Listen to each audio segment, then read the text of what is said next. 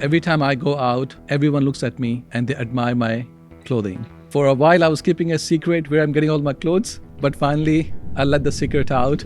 A smart luxury and high end.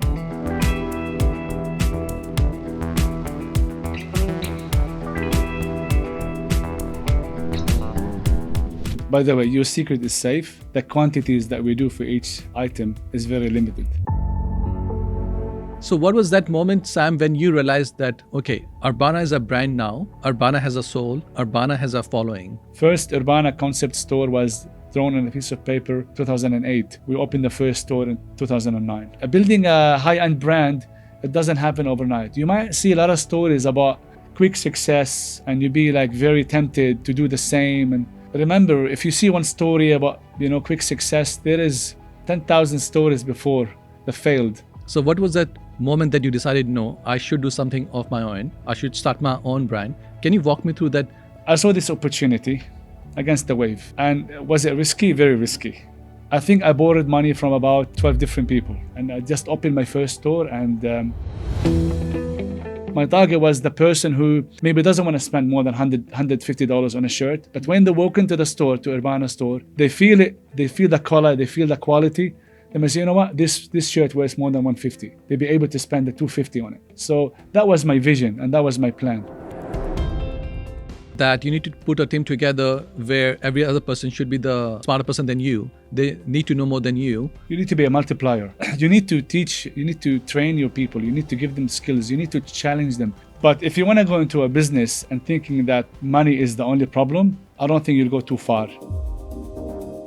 So what steps did you take to actually establish that brand and get the word out there? This would work for maybe 95% of all the brands, but I chose a different direction. Computer program in which you can create your own designs and you can custom make your own shoe. Yeah, we've done this during COVID. That was a good time to work on this software.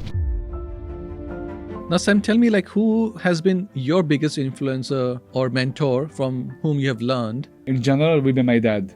In general life, dealing with people, respect and values, that would be my biggest mentor. How do you select which designs you're going to be working with this year? If you can revisit yourself when you're younger, what advice would you give yourself? If someone is starting their business or they're thinking about it, but they're kind of stuck, what is your one piece of advice you want to give it to them? One piece of advice.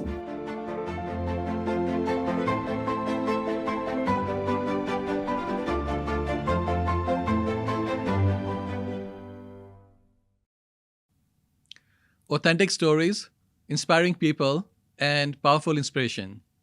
This is the motto of Aman Poonia Podcast. Hi there, I'm your host Aman, and welcome to my show. In life, you see so many people who see a gap in the market, but only very few can actually go and grab that opportunity and run with it. In today's episode, I'm sitting down with Sam, who has built an amazing clothing brand called Urbbana, and he started it during GFC time. Everyone advised him it's not a right time to start, but Sam decided to go against the waves and follow his passion and built a brand from scratch, and now he's so successful. During our discussion, we discussed the good experiences, the bad experiences, the learning curve, the highs and the lows, and there were so many golden moments during the discussion. And I'm very sure you're really going to enjoy this chat. So sit back and relax and enjoy the show. But please don't forget to like, share, and subscribe, because that is very important to us so that we can keep on bringing these amazing people to you. For the time being, enjoy the show. Take care. Think dentist? Think Dentaglow. Sam, welcome to the show. Thank you. Welcome. Thanks for welcoming me, and thank you for the introduction. No, see, the thing is, I really love what you have created, and it's very rare for me to say about this for a particular product or service. But every time I go out, I go for a night out, I go for family gatherings, everyone looks at me and they admire my clothing. Good to know. Thank you. For a while, I was keeping a secret where I'm getting all my clothes, but finally, I let the secret out, and now I want to share the secret with the rest of the world. I love the shoes which you guys craft. I love the coats, the t-shirts, the hats, everything. Everything is very high quality. So I'm a personally big fan of yours, Thank you. and that's why I wanted to sit down with you and learn about your journey, pick your brain, and just have a conversation with you. Sounds good. By the way, your secret is safe because, as you know, the quantities that we do for each item is very limited. So you're really going to see someone wearing your jacket or your shirt. So it's fine. No, I totally understand that. To begin with, Sam, why don't you tell me how did this whole idea came about? Because I was doing some research and I understand you were working in the hotel industry before, and then you came into the fashion industry. So why don't you take the mic and tell us, how did that transition happen? And to begin with, when did you come to Australia and how did the whole process started? So yeah, I came to Australia originally to study hotel management. I came to Sydney. I studied hotel management at the Blue Mountain Hotel Management School in Leura in Katoomba. It was one of the nicest hotel management schools in Australia, a very reputable school. So I came here to study hotel management, and I was really very pleased. I worked in hotels. I worked for the Intercontinental Hotels. I worked for Holiday Inns, Intercontinental Sydney. I worked for the Marriott Hotels, and that was my career. But as you might know, in hotel management, when I became operation manager, always wearing suits and wearing the shirt, the tie. Mm-hmm. And with my personality, I love nightlife as well. So I used to be very, like suited during the day, but at night time I wear my casual jeans, ripped jeans, loafers, and going out scene in Sydney, as you might know, in the early 2000 was the top.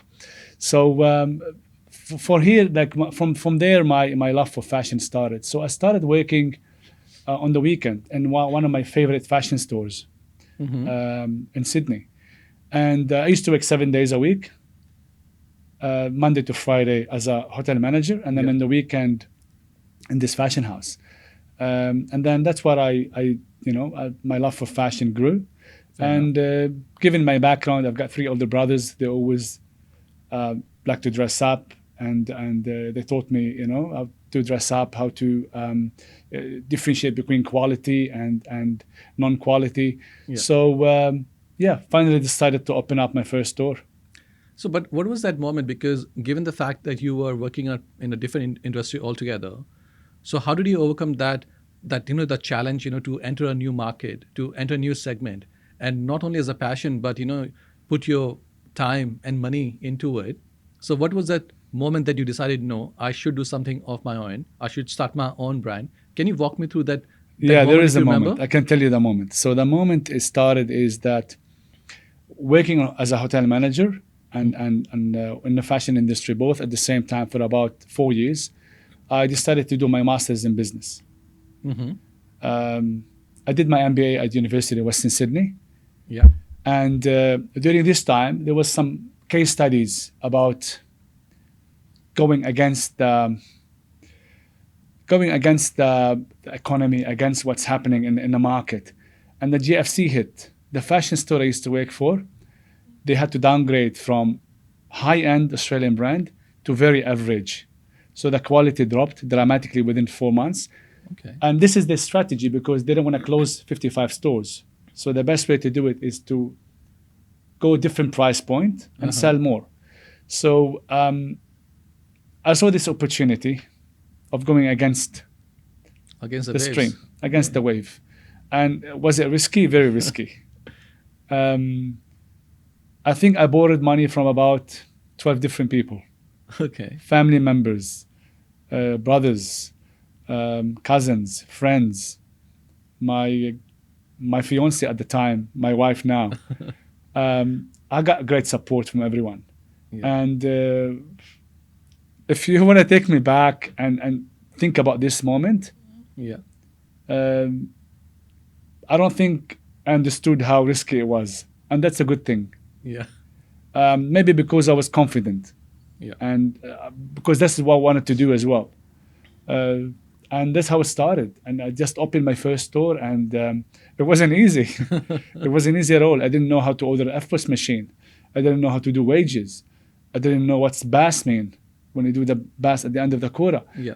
None of these even, have any experience in them. So that's why I opened the first very small store just to get used to it. And then within the 6 months, I've opened the first store at Portside in Hamilton. Yeah. Can I actually take a one step back, Sam? So you saw there's opportunity in the market, and there's a particular opportunity in the high-end luxury market for men's clothing. And then you decide, okay, let me start something of my own. But by that time, did you have enough knowledge, expertise to know about the fabrics, about the stitching? Because you haven't done a formal education in that. So how did you overcome that, if I may call it, lack for skill set, or was it more self-learning? Can you walk me through, how did you overcome knowing that? the fabric, it starts so my grandfather used to be a textile merchant back in the days. Okay. In the Mediterranean. So family love for fabric is well known. We used to know the different silk, cotton. And then what happened when I started working for the fashion industry in Australia, and I saw the dramatic drop because of the GFC, from the high quality product we used to receive in the store to much lower quality. Okay. And you want to call it opportunity, you can't call it an opportunity as an opportunity, because but for me I wouldn't do it any other way. If I want to open a store, it has to be something that I like, something that I would wear. So there was no option for me. And we can call it luxury, but I call it a smart luxury and high end. Smart luxury where you have a really luxurious product, fabric, like a shirt, let's assume shirt fabric for, let's say, $30 a meter. This is luxurious fabric. Yeah. But you put a price tag on it that's very valuable. This is a smart luxury. Become smart luxury. And this was my target. My target was the person who maybe doesn't want to spend more than $150 on a shirt. But when they walk into the store, to Urbbana store, they feel it, they feel the color, they feel the quality. They may say, you know what, this shirt wears more than $150. They'll be able to spend the $250 on it. So that was my vision, and that was my plan. No, I totally relate to that. I think Gucci once said, the quality will be remembered for a longer period once the price point has been forgotten. And I think that's very true. And I think what you said was that you didn't think about the risk, or you wanted to do because you were passionate about it. And I think it's a big lesson for all the audience as well, that there will be risk every single time in every single thing. But the idea is that if you're passionate about something and you can take the calculated risk, then you should go for it. And no one has the answers for all the questions, but you come across a problem and then you find a solution and you keep moving forward. I've seen a lot of business owners, they have the same approach, that they don't acquire, or they don't have all the skill set which they need at the start of the journey, but along the way, they keep on picking those skills, those lessons, and using their problem solving and keep on moving forward. So what was the first challenge, Sam, when you started your brand in Portside in Brisbane? What was the first 2 or 3 challenges which came your way, which made you think, oh, I need to deal with this? How did you overcome that? Many challenges, from being a new brand, signing the lease at a location like Portside. They needed to know your history, so you had to prove yourself. That was the first challenge. So I had to prove myself to them that I'm the one they need in that location, and I was successful in doing that. Plus, you'll have challenges with your logistics, with your ordering, with your factories, because you're ordering, you pay up front, so you need a big capital, and you're growing, you need a bigger capital. But if you want to go into a business and thinking that money is the only problem, I don't think you'll go too far. You have to go into it, and then things will happen to you. You find ways. You always find ways. If you're confident of your project, of your goals, and as you said, if you don't have the knowledge, yes, calculated risk is the key. And also remember, hire people around you that they know. It's okay if you hire someone who knows better than you. Yeah, that makes sense. And I think it's a very famous saying that you need to put a team together where every other person should be a smarter person than you. They need to know more than you. If you are in a room of people where you are the smartest one, then it's not the right team. Exactly. Plus, you need to be a multiplier. Yeah. You need to teach. You need to train your people. You need to give them skills. You need to challenge them. Challenging your team doesn't mean give them more work. Challenge them by giving them tasks that they haven't done before, but they'll be able to achieve the result in it. This will give them confidence. They'll improve their skills, and what this happens is your team is growing. Yeah. If the all team members gonna come to you for to ask you questions for solutions, if you're the only source of solution in the organization, Yeah. that's a very wrong strategy. You need to create multipliers where they can make decisions, they can solve problems, and you focus on the bigger picture. No, I definitely agree. Delegation and giving ownership to your team members is very important, especially if you want to grow. Sam, tell me one thing. So when you started the clothing brand, you started with one store. Now we know you have multiple locations in Sydney, in Melbourne, and within Brisbane you have multi-location in Gold Coast as well. But take me to that time when you're starting and trying to establish a brand. It's a new thing. How did you approach the marketing? How did you get the word out there? And also, at the same time, you're dealing with, as you said, logistics and fabric and stitching and putting the catalog together. So they're both running parallel to each other. So what steps did you take to actually establish that brand and get the word out there? Look, I have to say I was very fortunate with the Brisbane media, especially early stages. There weren't too many brands at the level of high-end menswear that in Brisbane. Uh-huh. So we got a lot of media attention, which is I'm very, very grateful for from all Brisbane medias. So can I cut you there? So you actually reached out to the media agencies and PR agencies, and they came and they sort of had a look at the business, and then they showcased it, or was Exactly. it a paid campaign? You need no paid campaign. Okay. Pretty much, if you go online, I would say 95% of the articles you see in newspapers or magazines about Urbbana, they're not paid. Yeah. Remember, especially for people starting new, right? This is one of the myths that people think, you need a big budget for marketing at the beginning. Yeah. If one of those pages I need to put, let's say, in a prime newspaper in Brisbane, that would be at least $10,000. Easily.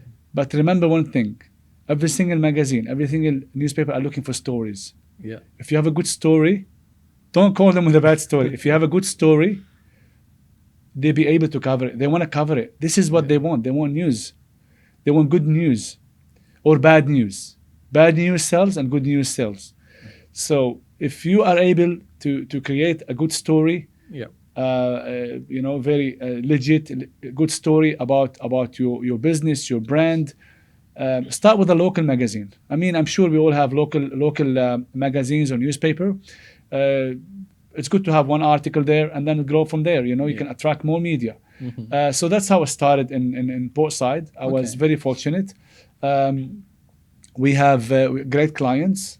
Word of mouth was huge, and I've done something different in terms of social media, and it's very obvious now. And maybe we lost a lot of money about doing this strategy, and I'm saying that I've done it, but it doesn't mean it works for all the brands. Mm-hmm. We never used influencers. Okay.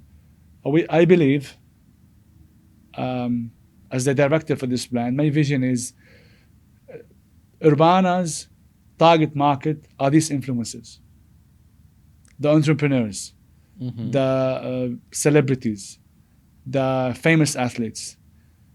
This is my target market. I cannot have one person with certain followers, 100,000, 300,000 followers, Yeah.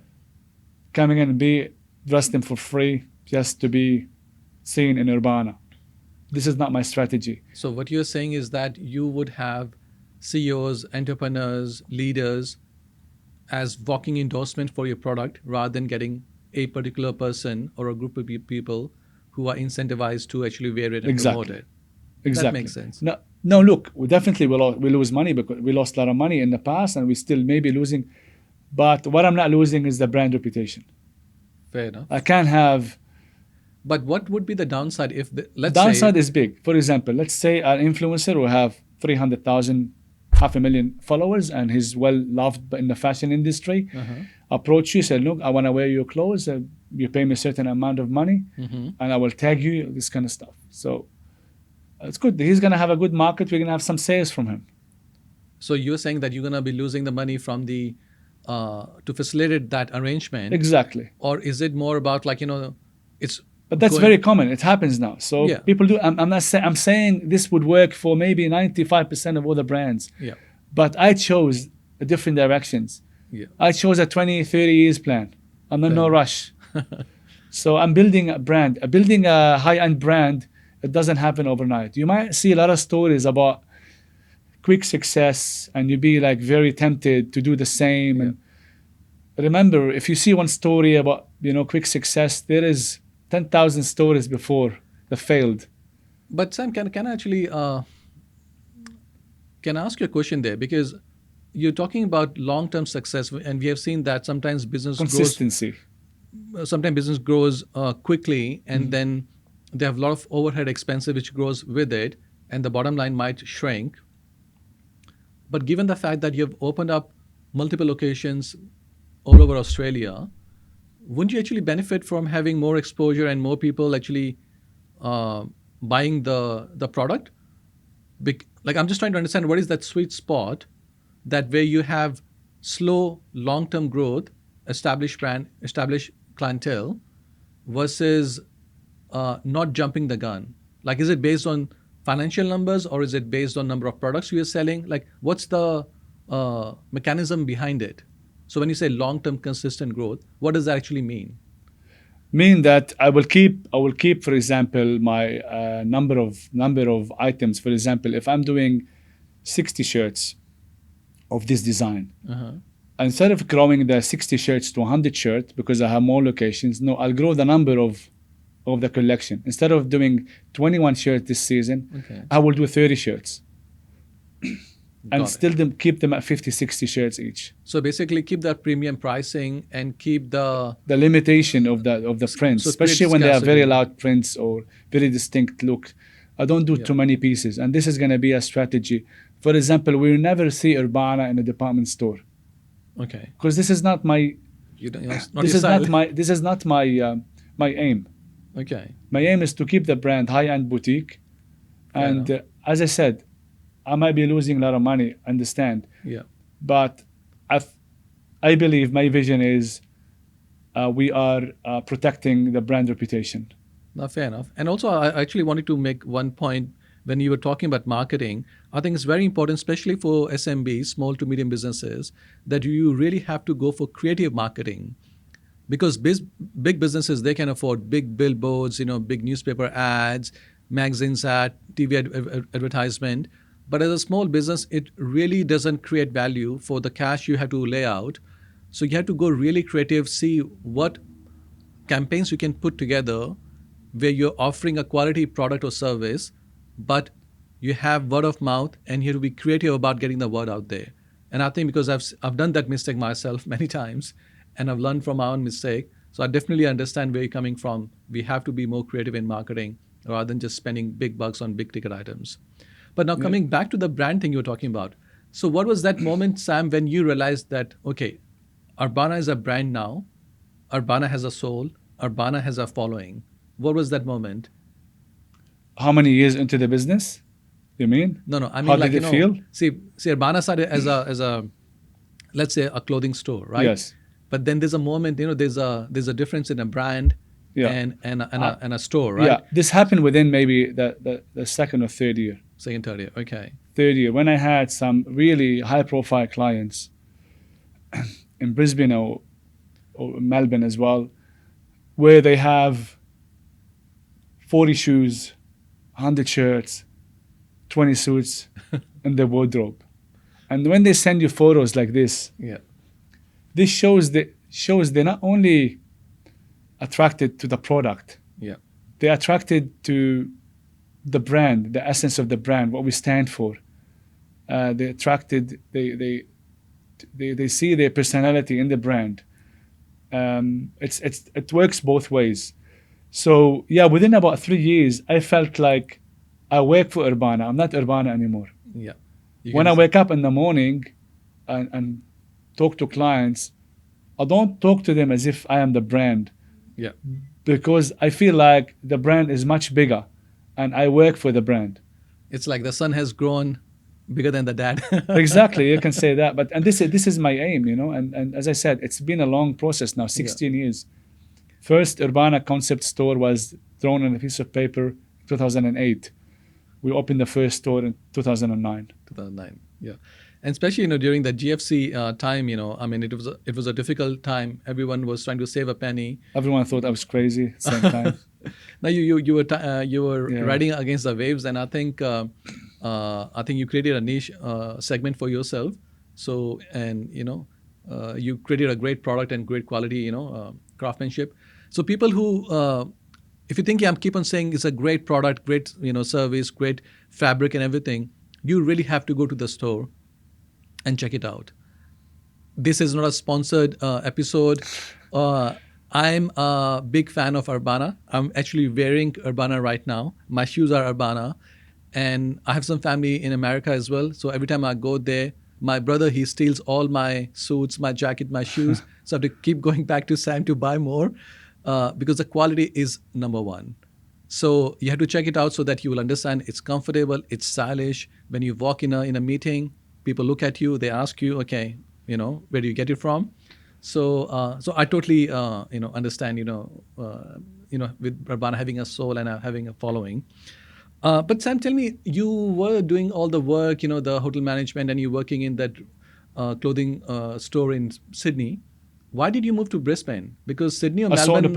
I saw an opportunity in Brisbane. I came here for holiday, and definitely Brisbane and Gold Coast felt like this is where I want to establish a first business. Okay. An opportunity came up with a very reputable group that I can open up a store with some incentives. Okay. And that's what happened, which is put less pressure on the capital involved as well. And that's why I opened the first store in when I first started to learn how to, as I said, do my best. And at the beginning, I said how to order an FPOS machine, how to deal with the bank. The first store I opened under Code of Fashion in Redcliffe.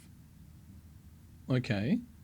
So what do you mean by Code of? That's the name of the company. It used to be called Code of Fashion. I had Urbbana set up, but I know that the first Urbbana store has to be in a prime location. Yeah.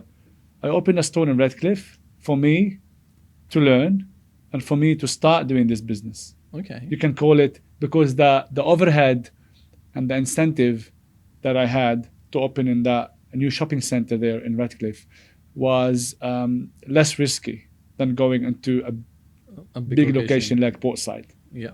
So started the first business there, and then within 6 months, the Urbbana brand was at the Hamilton store. Fair enough. And the challenges, you asked about the challenges before. The challenges, they keep coming. Don't think that after 16 years and 4 stores, the challenges don't ease. They're actually on the rise all the time. No, I don't, definitely, anyone who's running a business, with the time gone, the challenges would be less. I mean, it changes. You won't have the same challenge which you had yesterday, but there will be a new set of challenges which keeps on coming up. Because you're growing. So you're growing. Your skills are improving and growing. Yeah. So the challenges are bigger, but at the same time, you need to improve. You need to work on yourself to keep up with these challenges that come up. And that's why you'll be able to manage them better and have the big team around you. Yeah. I always say to people who ask me, how do you manage all these, by yourself? Mm-hmm. Well, we had a lot of challenges in terms of during the years. Like 2016 was a very bad year. Mm-hmm. Opening the city store, moving Gold Coast store to the Pacific Fair. But dig deep. Always tell my other business businessman in the field, I to always tell them, look within your team members. You will find great talents. Dig deep, give them some opportunity, train them, and be surprised what you can find. At the moment in our team, we have an AI expert Okay. that I've never even imagined. We have an SEO expert who's studying masters in digital marketing. We have visual merchandising staff members who are some of the top. So first of all, they had the skills, they are studying it, but they needed someone to help them grow it. And that's what I've done. And now they're part of the team. I don't have to worry about so many things in the business. Now, fair enough. If you can groom the talent within your team and give them the opportunity to hone those skills, and at the same time it benefits the business as well, I think it's a win-win situation. Yes. That sounds interesting. So Sam, you said something very interesting, and I really want to dive deep into it. You said fashion is temporary, but style is eternal. Can you explain what that means? So fashion is fast fashion, what comes in and out all the time, yearly, quarterly, every season. The brands, the fast fashion brands are well known. The style is eternal. Your own style is eternal. Iconics. There is iconic styles in men's world or of men's fashion or ladies fashion. There is a style that's eternal. It means that your own style. If you have a photo of you now, and then a photo of you in 20 years time, you're gonna look at this photo now and say like, I look amazing. This is my style. This is how this is what I wear. I was wearing something. But if you're wearing now, what's in fashion?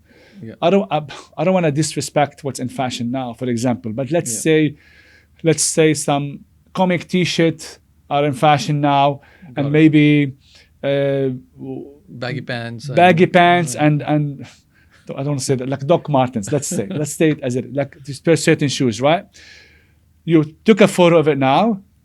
Okay. The comic, Avengers was really in, or the comic photos was that this certain style was really in at this time, and it lasted only 6 months. You look at this photo in 20 years time, said I look very silly in this photo. So style is eternal, yes. So can we equate like style to persona perhaps? And then persona is defined by you, like as in what you want to reflect out in the market, out in the world. How do you want to be seen? So yes, exactly. And also coming to another saying that I say to all my clients is dress the way you want to be addressed. Fair. So how you want to be addressed? You want people to see you as a trusted person, respected, trusted person, or you want them to see like, oh, you're just grubby or casual, or you don't take this seriously. Like you cannot go a meeting with some corporate people wearing a T-shirt and a jeans, and people tell me, oh, look at these millionaires, look at Bill Gates, he wears T-shirts, and I said, no, look at Bill Gates in a black tie event. He wear a black tie, he wear his bow tie, a black suit. So he's not always casual. He dresses for the event. He dresses for a certain occasion. But I guess, still using the same example, like, say Mark Zuckerberg, like he's always in that T-shirt and pant, and I think that's his persona, that's his style. But then he dresses according to the situation as need, but his persona is that casual wearing, I guess. Exactly, and casual that's what wearing. He wants to represent. Casual wearing, 100%. And I use his example many times. I don't want to say names, and we have some really high, like you have some local, for example, Australian successful businessmen where they can go to a black tie event thinking they can wear sneakers and a normal suit jacket.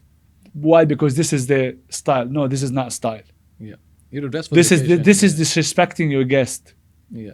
Even if you have all the money in the world, if you have a black tie event, you rock up in a black jacket and a shirt or a white T-shirt and pants and sneakers, this is disrespect for your guest.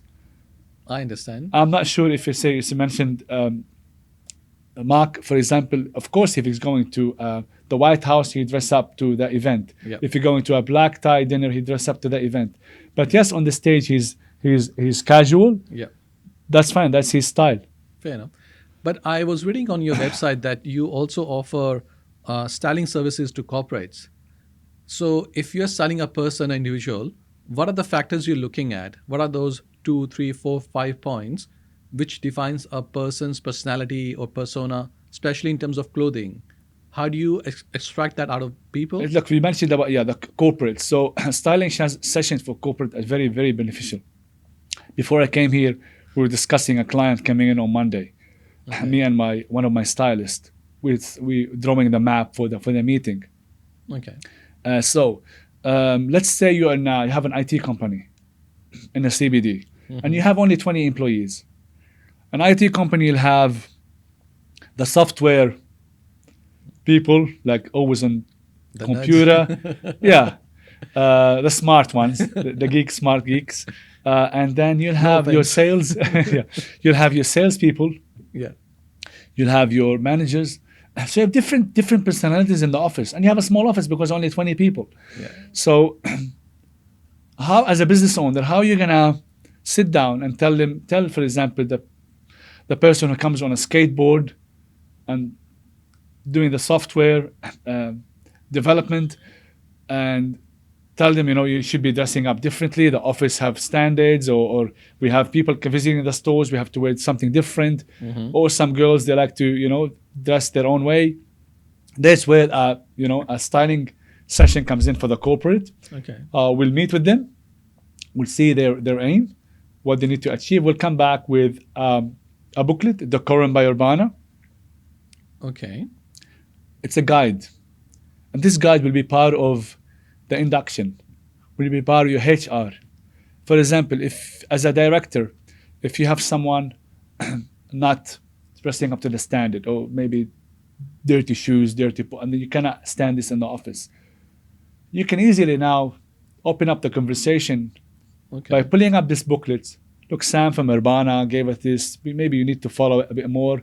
Here's a copy of it. If you have any question, let me know. Interesting. I never becomes heard this becomes easy because maybe he wasn't in a meeting with us. Maybe he's a new employee. Yeah. But you have the guide or in your company where and when we give the styling, we don't try to change these employees to make them feel uncomfortable. Yeah.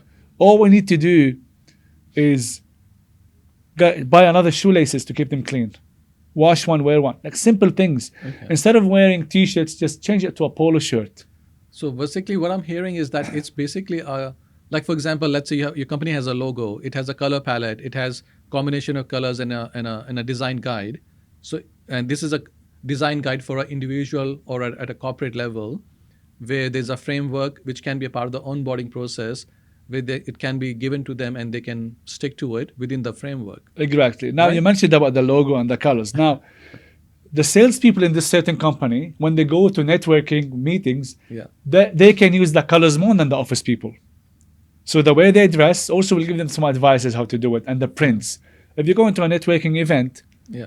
it's better to wear, if you want to wear a suit with a tie, better to wear a very friendly tie. You look like friendly. You look like open up for conversation. You look like you are a confident person to talk to and to trustworthy person. Some things, the smallest thing, make the big difference. We only try to improve someone's look by 10%. And this 10% makes the 90% difference. Fair enough. But this is about, say, corporate. But what about, say personal styling? Like, for example, let's say you want to style me. Like, I come to you, Sam. I need some guidance. I want to create a persona, a personality for styling. What would you? So your recommendation styling would be? individuals on daily basis. Corporate will do maybe once a month. Styling individual is what we do and all the team do. Aman, first question will be like, tell me more about your lifestyle. Well, Yeah. let's do this, live let's do Q&A for the audience. So Sam, I'm running my dental businesses. I'm in and out of meetings. I handle teams. I spend a lot of time on computer, traveling, conducting meetings, talking to different stakeholders. So like Sorry, is that But the no, question? it's fine. But for example, or I'm listening, my ears going on meetings, travelings, um, dental practice, which is Yeah. I didn't pay Not too in the much surgery, attention, but not too much, side. but I put it in like in on the side. Yeah. And you have a family, kids. Yep, 2 kids, Okay, 12, 13 years old, 2 boys, and a okay. wife.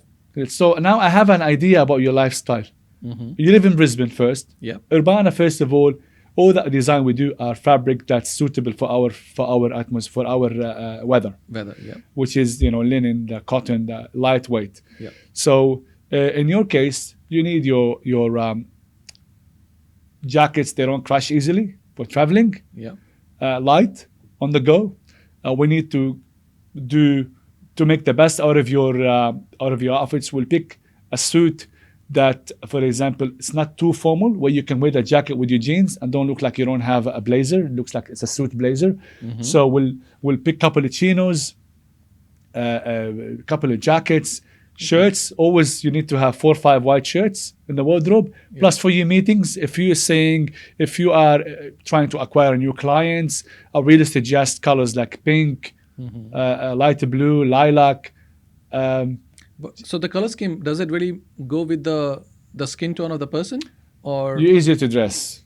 If I put you on I'm orange too shirt, good you'll be looking, I fine. didn't know that. You're easily to dress. Some people have a bit different face, like pink or red. Yeah. You need to be careful what colors to give them. But your skin color and easy to dress most of the colors. Now, going to the next part is that casually, dress shorts, polo shirts. You need loafers. You need loafers to, if you want to go with the movies with your kids to the park. Yeah. So, and then you'll have your family barbecues. You need couple of polos, short sleeve shirts, linen shirts. So already establish your lifestyle, Yeah. your what you need in the wardrobe. And the question will start with, what color blazer jackets do you have? You tell me, I have the navy, everyone else have navy, and I have the beige. And then, hey, guy, we're not going to get any beige or navy. We need to build your wardrobe. Yeah. I'm not here to give you what you have already. Already have. I Yeah. want to build your wardrobe. What color chinos do you have? We build the wardrobe. And then you show me what you have. I'll show you what we can add from Urbbana. Yeah. And then I can show you how to use some pieces from Urbbana with your other ones that you have at home. Yeah. And this is the key. You want your wardrobe to work hard for you. Yeah. Not go buy things that you don't need. If you like blue, you end up with 5 blue shirts and then 5 blue jackets. So we need to work out your wardrobe from what you have at home Yeah. to what you're buying and how we can mix and match everything together. No. So what I'm hearing is, you need to identify your lifestyle, places you go, things you do, requirements you have, weather conditions you live in, and then fabric which suits you, and then a combination of colors and styling of different options within that. Absolutely. That And will prints become- if possible. Prints. Yeah. For example, Aman is conservative. Yeah. You don't wear too flowery, right? You wear flowery shirts? Not now. Not much. So if I say, look, it's a nice occasion, you're going to networking, you need to add a touch. I don't give you a flower shirts to be seen, I'm here, I give you, for example, a white shirt with a bit of trim inside. They have a certain nice pattern inside. Interesting. So, as I said, I'm not here to change your style. If I can improve it by 5%, I've done my job. No, definitely. I see, when I come to your store, the quality is definitely different. There's so many different options, and it goes. And especially, I love the fact that you can have shoes which can be, custom made for you, and then it can match, the clothes you're wearing. While you're talking about shoes, I was reading that you have created a computer program in which you can create your own designs and you can custom make your own shoe. Yeah, Do you we've wanna done this talk during COVID. That was a good time to work on this software. You go on urbbana.com.au, you go to shoes, custom make your own shoes.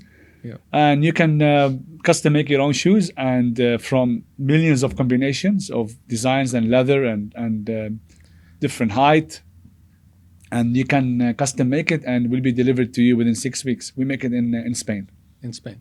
That was my other question I didn't ask you, because I know you source your materials from Turkey, from Paris, from Italy. Correct. And from Spain as well. So do you bring the materials from there and then you put it together in Australia, or it is I wish I done can in, do it here.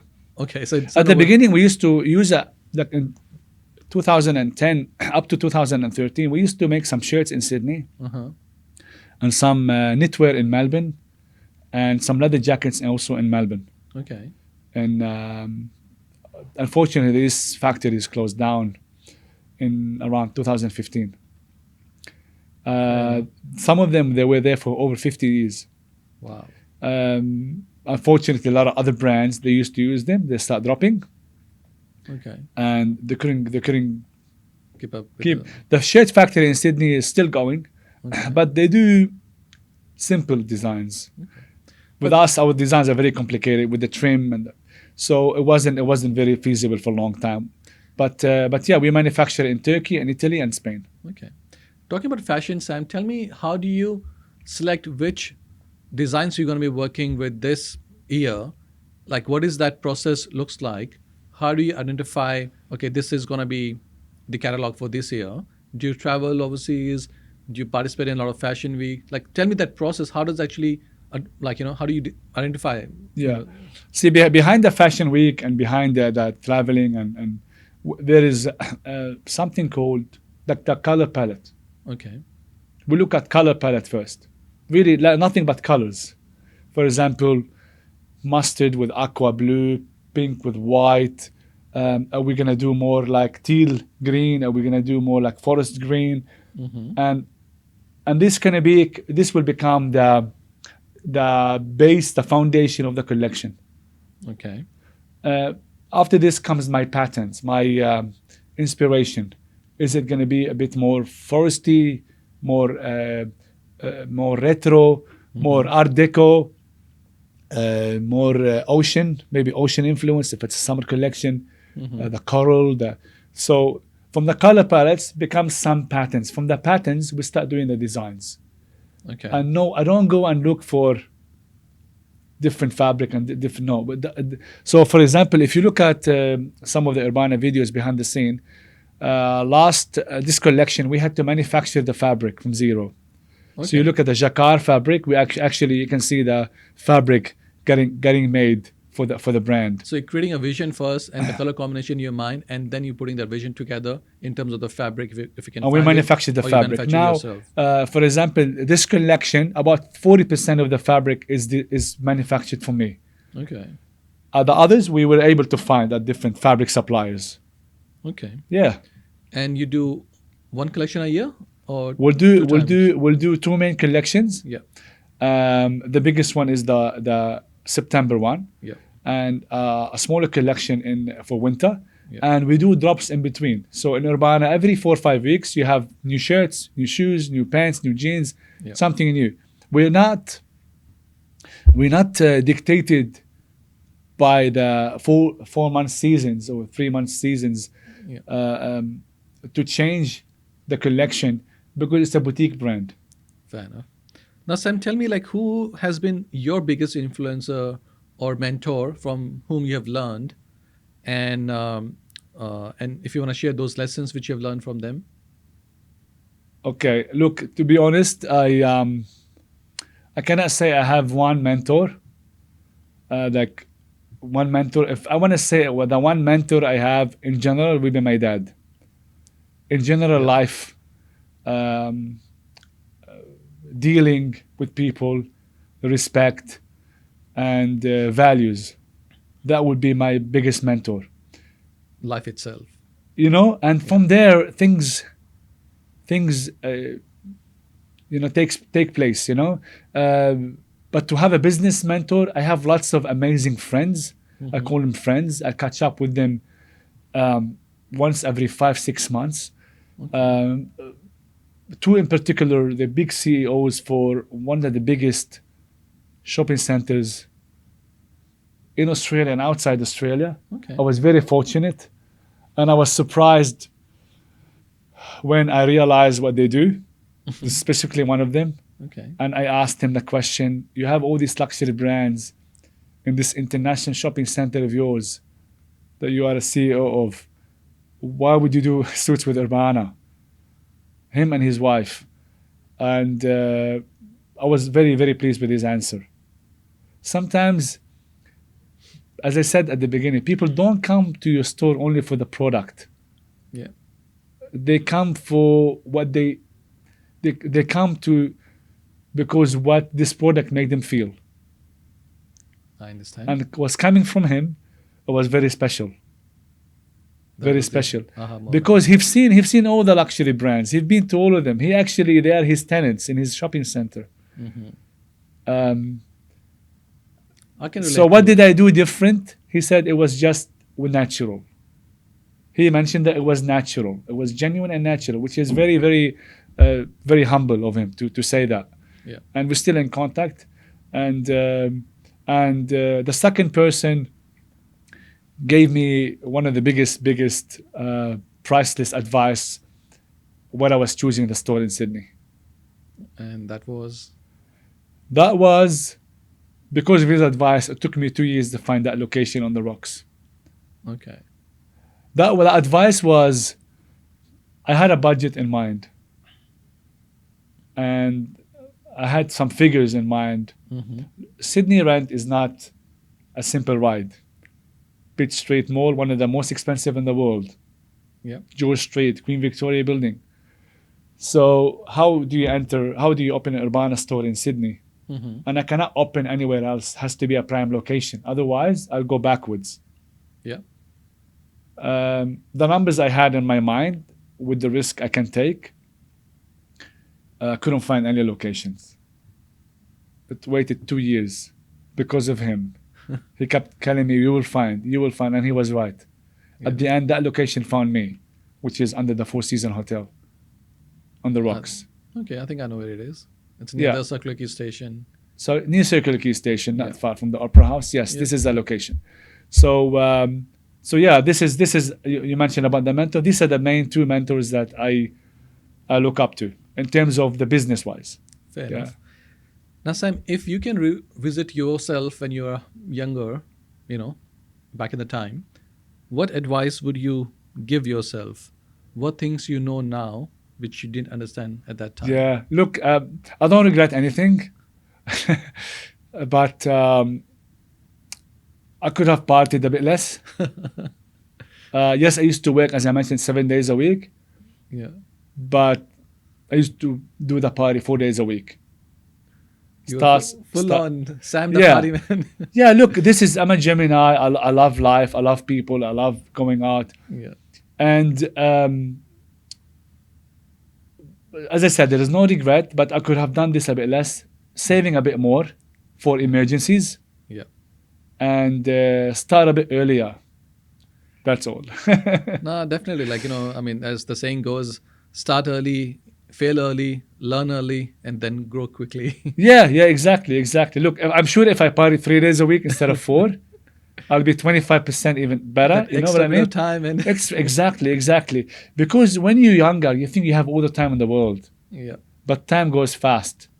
As I mentioned, no regrets, but this is the one thing I would have changed.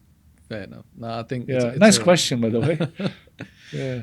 All right. So now, where do you see the future of the Australia luxury brand heading, especially in the men's section? And what role do you see Urbbana playing into it? Okay, I always like to give Urbbana the role. So we're part of Brisbane City. We started in Brisbane. And hence, my role is to support this industry. And that's also one of the things that we do is, as you might know, we do sponsorship for the Opera Queensland. Okay. We feel 6 years now. We feel we are part of Brisbane City. We feel responsible to not to compete, but to raise the level of the style of the city in terms of, it's not only Sydney and Melbourne. There's Brisbane as well. You become, when the media gives you the attention and they give you credibility or they trust you, Yeah. you feel like some sort of responsibility Yeah. of trying to give back to the city. And the high-end luxury market, menswear market in Brisbane is very healthy, I would say. It's growing. People are more aware Guys are very not conscious. They know the importance of brand image or personal image in all industries. Being a lawyer, being in real estate, being in an entrepreneur, being in the any corporate occupation, they know that brand image is so important these days. With the social media at the moment, it's important, as I said before, for people to look after their brand image, their self-care. So no, now is there a certainty in the market in terms of we're talking business-wise, economy-wise? Yes, there is. I don't want to say like at the moment it's the peak. We had better years. It's still really good. It's good, but if this question in terms of making business decisions, try to work on the foundation of Urbbana. I'm not trying to open up any more stores at the moment. Okay, so consolidate, optimize, exactly, and then go. Okay, exactly. We have a big project in the pipeline. We'll speak about it next year. It's it's one of those projects that they say if it doesn't scare you, it's not big enough. I would tell you, Aman, maybe this is the first time I mentioned to anyone. Okay, It's it's much more scarier than when I started Urbbana. okay. Well, I'll keep my eyes out. It's within the same industry, but it's a bit different. Well, now you got me all curious. I need to. Keep an eye- Yes. It's need to not keep gonna. an eye out. It's happening in February anyway. It's not too long, Okay. but it's scary. It's look. I'm saying this because this doesn't feel like a podcast interview with you. To be honest, Yeah. it's like me and you sitting and having a chat. I'm saying this because it's okay to feel like this in business. It's okay to feel like you're overwhelmed. I am overwhelmed at the moment, even though people think, oh, you're fine. You have 4 businesses. You 16 years in the industry. Some businesses don't last more than 3 years, but no, I haven't done something like this project before, and maybe another opportunity. I'll let you know how it goes. We'll see. If it's good, I'll come back. If it's not good, you're not gonna see me. No, I definitely understand, Sam. What people see is the tip of the iceberg. They don't see what goes underneath it. There's always challenges. There's always a learning curve. There's always difficulties. And then as business owners, we learn to handle it better. We learn to handle the stress better. But there's always challenges. Always, as a leader of the director and leader of the organization, it's hard to be demotivated because there's no one to motivate you. We mentioned about the mentors. The mentors there every 6-7 months. You see them once. Yeah. They're busy. They're busy in their own life. As a leader, you don't have this. You don't have anyone to tap you in the back. Good work. Yeah. You don't have any of this. And if you have a family, it's even more challenging. Yeah. Lucky I have a very supportive partner, wife. Yeah. She's also working recently, started working 3 days a week. It's challenging, but again, as a leader, you have to really cop it. You have to absorb all the tension, the stress, and deal with it. Deal with it in a way, long walks, gym, meditation. You have to figure out a way because you cannot continue until you figure out how to deal with the pressure. No, the road, the journey at the top is very lonely. Very. People who are traveling it, they know exactly. And when you listen to this, you know what Sam is talking about.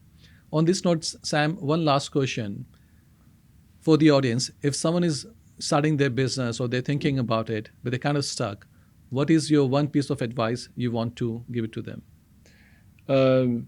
One piece of advice. I'm gonna talk a bit about this thing. So I also mentor some students from TAFE. We've done some mentoring, and they, when they're starting their own business, their own brand, or their own project, many people are overwhelmed with things they don't even exist. These students will ask me questions. If I have a design, how I want to manufacture and how I want to do this, how I'm gonna find someone to help me with this. They forgot that there is businesses out there waiting for their business. Mm-hmm. So there is factories there waiting for your orders. They're actually waiting for your orders. They're waiting to serve you. So if you're starting a new venture Mm-hmm. and you have certain challenges in your way, Yeah. if you put them all together, the 10 big challenges you have, they're gonna look at big, huge. They're gonna stress you out. You're not gonna move forward. On a big board, make a list of these challenges one by one, Mm-hmm. and start knocking them off one by one. Yeah. It's so much easier. Now, sometimes you need to work on 2 together or 3 together. Yeah. It's fine. Just list these challenges that you think they are a burden for you to start your business, and you will see yourself progressing in no time. Yeah. Now I can relate to that. As the saying goes, we just need to improve 1%, and due course of time, when you look back, you can see how much you have traveled. Exactly. So just knock one problem at a time and keep moving forward. So thanks a lot, Sam. I really, had a great time. For the last section of our interview, this is the fun part. I really love this section. I call Okay. this rapid fire questions. So I'm going to ask you a few questions, and I want you to answer them as soon as you hear it. Whatever comes to your mind, answer it. Okay. Are you ready? Never done this before. All right, let's do Okay. it. There's always a first time. Let's do it. Alrighty. The first word which comes to your mind when you hear Urbbana.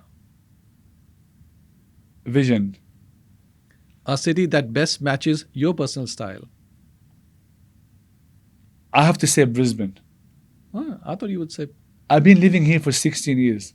interesting. I thought you picked something Look, Europe or something. Yes, and people think like, it's. Yeah, I'm influenced with other cities and stuff. So can we elaborate on this, or this is That's fine. quick questions? No, we can go in. I feel, as I said, that I feel responsible. I feel like I am part of the city. Remember, I've been living here for, let's say, 17 years. Mm-hmm. If I want to say I'm influenced by, New York or London or Paris or Milano, Yeah. I don't think it'll be a very genuine, deep answer. Yeah. I think will be like a surface answer. Yes, I'm influenced by the Mediterranean, by the coast of Italy or Ibiza, Beirut, Yeah. because I lived there for a long time. But the answer is Brisbane. Why? Because I can see my clients. I have hundreds and hundreds of clients. They're all dressed by Urbbana, and they're from Brisbane. Why do I look outside? Got it. And my vision is, not my vision, it's happening soon. Yeah. Urbbana is going to have Brisbane underneath it. Not Milano, not Paris, not New York. If we're not going to do it, be proud of what we do. Urbbana started in Brisbane. When are we going to do it? Who's going to do it? We're not going to wait for someone to do it for us. I understand. So Urbbana will have underneath it Australia on some of the tags, or Brisbane on some of the other tags. Alrighty. This will take you to the projects that I was doing, the scary one. I need to do some research and look into the it. scary one. And this is what I thought about it in the last couple of months. If we're going to go international, we have to have where we come from. We have to have our own identity.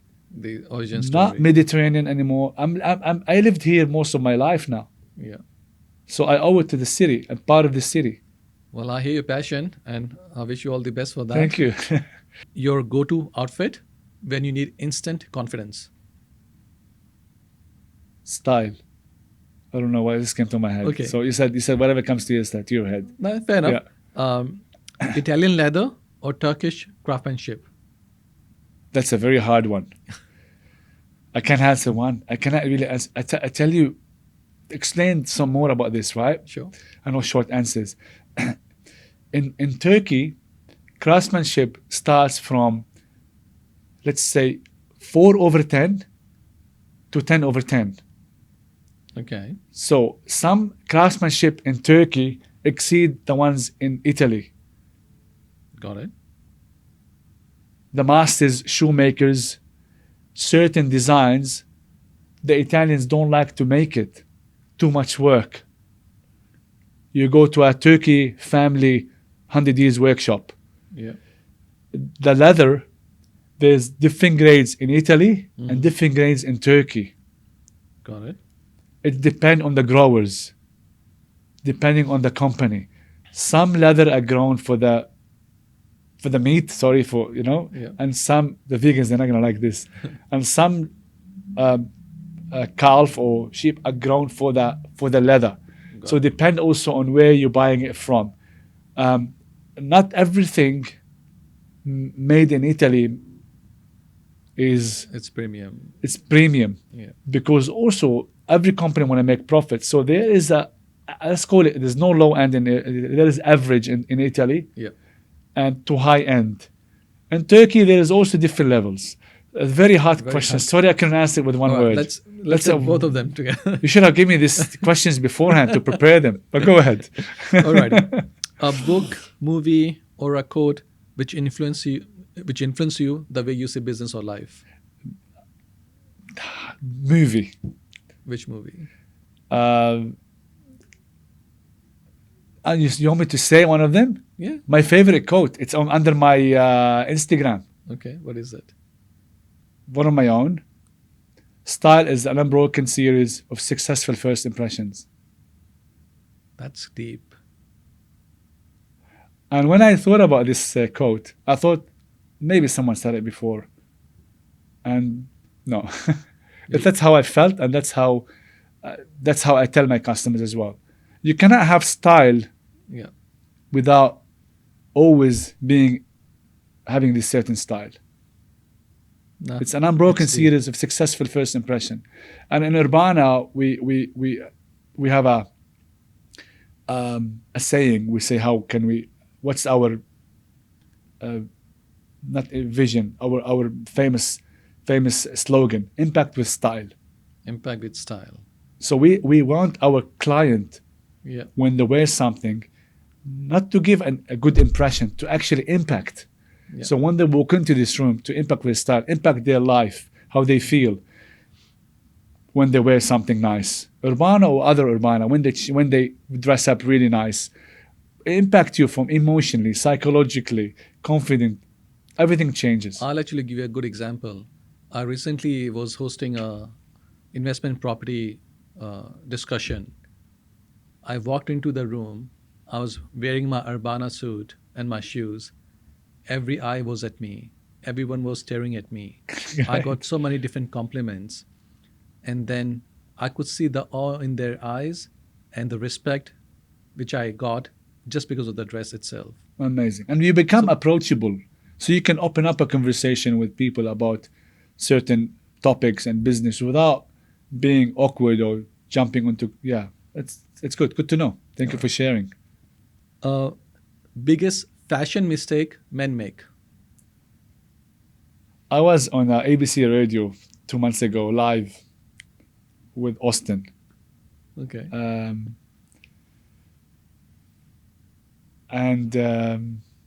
I said, if I want to say this, we're going to upset a lot of people listening to us live now.